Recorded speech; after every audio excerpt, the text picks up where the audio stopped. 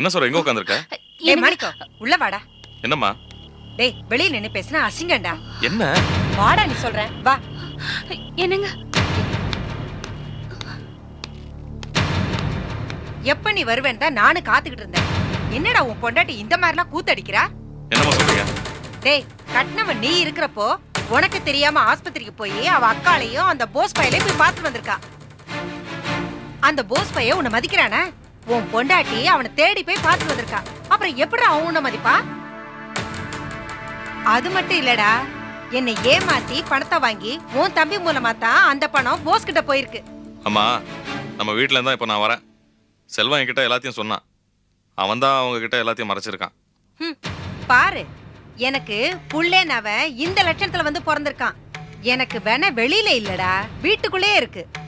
மாணிக்கம், இவ சரியில்லடா. தனி கொடுத்து நடத்துறோங்கிற திமிர்ல இவ திரியிறா. உன் தம்பி முட்டா பயலும் இவளுக்கு உடந்தையா இருக்கான். ஏண்டா இதெல்லாம் தெரிஞ்சுக்காம நீ பாட்டுக்கு என்னமோ கடை வியாபாரம் தெரிஞ்சுக்கிட்டு இருக்க? ஏமா, அதுக்காக கடைக்கு போகாம இருக்க முடியுமா? அப்படி இல்லடா. இத பாரு, அவளை நீ கொஞ்சம் கட்டுப்படுத்தி வைக்கணும். நான் திட்டினேன்னு வெளியில போய் மரத்தடியில உக்காந்து இருந்தா, அங்கே என்னடான்னா ஒரு தடிப்பைய இவகிட்ட வந்து சிரிச்சு சிரிச்சு பேசிக்கிட்டு இருக்கா. கல்யாணம் ஆனவ தானே இவ.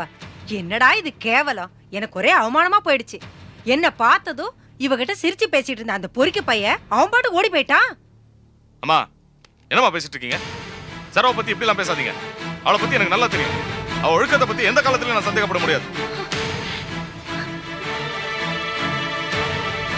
ஏண்டா நீயாடா இந்த மாதிரிலாம் பேசுற? ஆமா, நீங்க இந்த மாதிரி எல்லாம் பேசுறது தப்பு. ஓஹோ, ரொம்ப யோகியமானவ தாண்டா உன் பொண்டாட்டி. தலையில தூக்கி வச்சுக்க.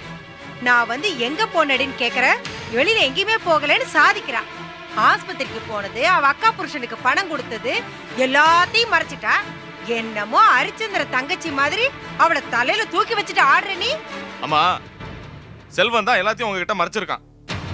அவனை உங்ககிட்ட போட்டு கொடுக்க வேண்டாமேன்னு இவ்வளவு மறைச்சிருக்கான். அதை நீங்க மனசுல வச்சுக்கிட்டு அவளை கண்டபடி பேசுறதெல்லாம் தப்பு. ஏண்டா, என் பொண்ண நீ உன் தம்பியும் அனாவசியமா சந்தேகப்பட்டு என்னென்ன கேள்வி கேட்டீங்க. உன் தம்பி உன் தங்கச்சிய பார்த்து என்னென்ன இல்லாத போல அதெல்லாம் சொன்னா. ஆனா இத நான் என் கண்ணால பார்த்தேன்டா. இவகிட்ட ஒருத்தன் இழிச்சு பேசினதையும் என்ன பார்த்ததும் அவன் ஓடுனதையும் என் கண்ணால பார்த்தேன்டா. எனக்கு எப்படி இருந்திருக்கும்? நான் உன்கிட்ட வந்து சொன்னா என்னவோ மென்னு முழுங்குற. ஏய் நில்லுடா. நான் பேசிட்டு இருக்கும் பொழுது பதில் சொல்லாம நீ உள்ள போனா என்ன அர்த்தம்? என்ன வெளியில போன்னு சொல்றியா? ஏய் வாடி. அம்மா, நான் அப்படியெல்லாம் ஒண்ணும் சொல்லல. வாயால சொல்லணும்னு ஒண்ணு அவசியம் இல்லடா. நான் பேசிக்கிட்டு இருக்கேன், நீ பாட்டுக்கு சட்டை பண்ணாம உள்ள போனா என்னடா அர்த்தம்? நான் ஒண்ணு புரியாதவ இல்ல, நான் ஒண்ணு முட்டாள் இல்ல. ஏய் வாடி. அம்மா, என்னம்மா, உங்களை போய் நான் அப்படி சொல்லுவேனா? எந்த காலத்திலயும் சொல்ல மாட்டேன். போதும்பா, போதும். நீ வந்து பழைய மாணிக்கம் இல்ல, நீ நிறையவே மாறிட்ட. உன்னைய அவ நல்லாவே மாத்திருக்கா. போதும்பா, போதும்.